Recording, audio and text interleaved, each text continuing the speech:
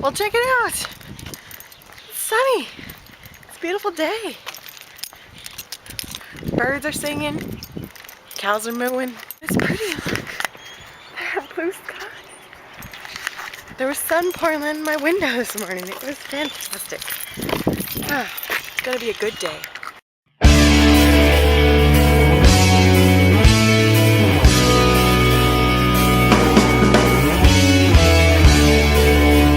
This is a pretty cool box. These are contents from a time capsule that was buried in 1904 at the old high school. And I guess they tore down the building in the 80s and found this time capsule. So these are a whole bunch of documents that they stored in the time capsule. This is interesting. It's a wedding announcement. I know you can't read it. I'm so sorry. My camera is horrible and I keep apologizing for it. But anyway, it's a wedding announcement from 1904. And I like that the bride is one of Hastings' most estimable and popular young ladies. Her large circle of friends are most sincere in their wishes for future happiness. It's just funny the way newspapers used to write.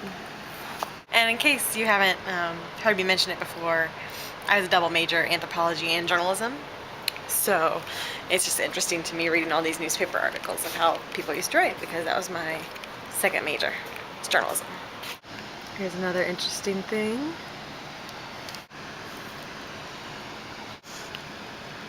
Class of 1914. I love all their hats. Nifty.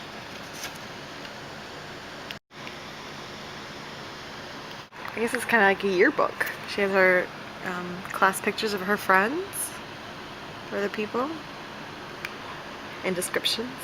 Alright, since I know you can't read it, so this is the valedictorian of 1914, and it says, chief desire to be a rancher in the wilds of Montana, immediate vocation instructing future presidents and presidents' wives in a little red schoolhouse.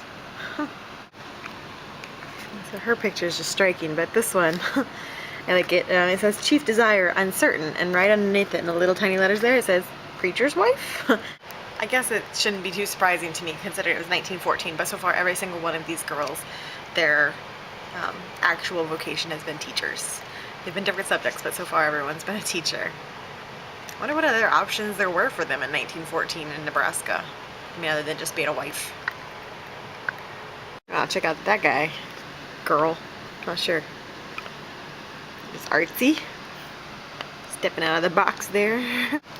It's funny to me seeing handwriting like this, like the third one there, or really any on this page, looks like easily like what brides pay mucho bucks now to get people to write like that in like the calligraphy form in order for their invitations. I didn't. I just wrote myself, and I have horrible handwriting, but I wasn't going to pay all the money to have a calligrapher. But people pay good money to have people write like this, and this is just the way they wrote. It's a little sad that cursive's dying in our culture. My handwriting's horrible. I'm one of them. I never write in cursive unless I have to. I think one of the reasons why I'm so fascinated with this is because I grew up reading the Little House on the Prairie books, and that's what I keep thinking of going through these books and thinking about what Nebraska was like. Back then I keep thinking of Little House on the Prairie. Alright, so now we're into the pictures of the teachers, and this one at the bottom says, vocation, shouting mathematical truths to deaf and dumb pupils. Chief desire to be of service. Just got some more plants stowed in here. And their class motto was work, make more of your life than a dash between two dates. Oh, and it actually says here that the girl that made this book graduated second in her class of 85, so she was the salutatorian. I guess they didn't have that term back then. And it says that she was ranked second by less than 1%.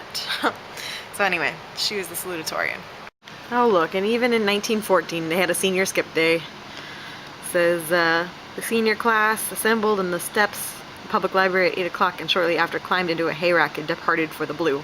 Not sure what the blue is, but it's the annual sneak taken. The students say it's evidence of the free-born American right to do as you please. So hey, senior skip day, it's always existed. Tell your teachers, you can't help it. It's just American tradition.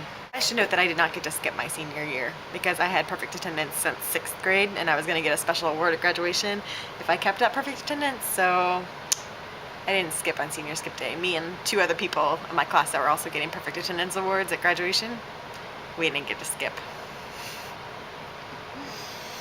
Being an overachiever. Alright, and I have to read this to you guys. You guys are probably super bored by now, but I'm a history nut. This is what I do. The girls, as usual, have taken the honors and scholarship. Some of the young men insist that in this, they are merely observing the courtesies due the weaker sex, rather. Some of this language is kind of hard to read. It's not the same way we write anymore. Let me try that sentence again. Some of the young men insist that in this, they are merely observing the courtesies due the weaker sex. Others declare... I have a really hard time reading this English that's not the same as how we would write it today. Try a third time. The girls, as usual, have taken the honors and scholarship. Some of the young men insist that in this, they are merely observing the courtesies due the weaker sex. Others declare that they could have had the honor, but refuse to be classed as a pet, while a few claim to have been so occupied with the larger and more important school affairs that they were compelled to forego the pleasure of actively competing for class honors. Obviously nothing has changed in that aspect in the past 100 years. Oh, I could do it, but, you know, I was busy being macho and manly and being a guy. Glad to see that hasn't changed in 100 years. And the saga continues. They switched their senior skip day because the paper printed it and then it got rained out. Oh, she got a Valentine. So that was really, really cool. I'm glad I flipped through that and I wasted a lot of time, but that's the cool part about this job, is getting to see stuff like this that won't be on display and the history.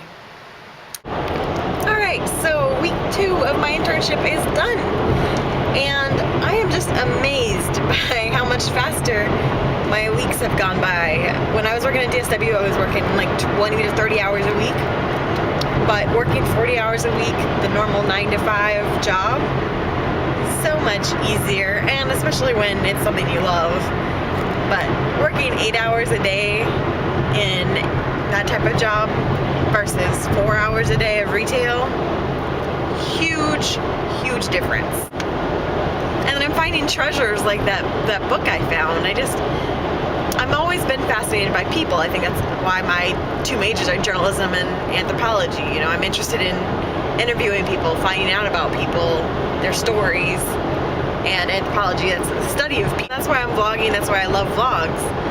I used to love watching The Real World back when it was an actual interesting documentary style show before Las Vegas, I think, because anything before Las Vegas, I think you're safe. Miami was a little racy, but like Boston, Seattle, the early seasons, it was actually a documentary show about promising young people, not just people that got drunk and had sex all the time.